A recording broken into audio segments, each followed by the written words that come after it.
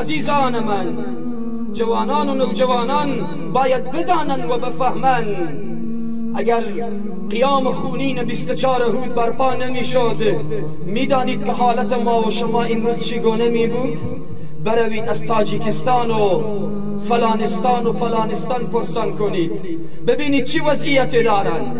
در کشورهای تاجیکستان و سایر این کشورها که قیام نکردن و بردگی را قبول کردن و از جان و مال خود دیر نشدن، امروز اگر یک مسلمان بخواهد ریش بگذارد باید جواز داشته باشد، باید پول بدهد. اگر بخواهد به مسجد برود باید چیزی را بپردازد.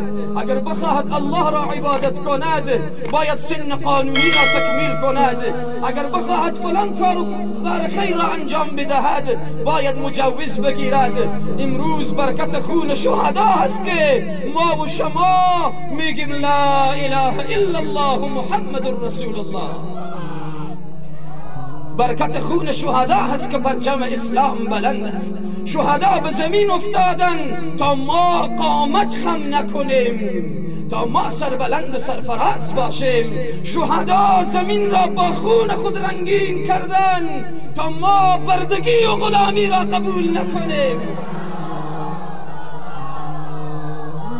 ای ملت قهرمان افغانستان، ای ملتی که در دنیا می درخشید، ای ملتی که در دنیا خودتان حکومتتان الگوه و اسوه قرار گرفته، قدر این نعمت را بدانید. ای ملتی که شما اشغال سگانه را از پا درآوردید و عبر جناورهای تاریخ را بینیشان را به خاک و خون یکسان نمودید، قدر این نعمت آزادی خود را بدانید و از الله سپاسگزاری کنید. الله سبحانه و تعالی بر هر کدام ما توفیق بدهد که قدر شهدای خود را بدانیم، قدر وارثین شهدای خود را بدانیم، قدر نظام اسلامی خود را بدانیم، قدر تمام خون شهدا را بفهمیم که ای آزادی و ای سربلندی به بهای خون شهدا به دست آمده. مزار شهدا برای همگی شما معلوم هست. آنجا یک پارک نیست، آنجا یک تفریحگاه نیست، بلکه مزار شهدای گمنام هست. چرا گمنام میگویند؟ در نیمه های شب ظالمین می آمدن مردان قهرمان این ملت را گرفته و در آنجا زنده به گور می کردند.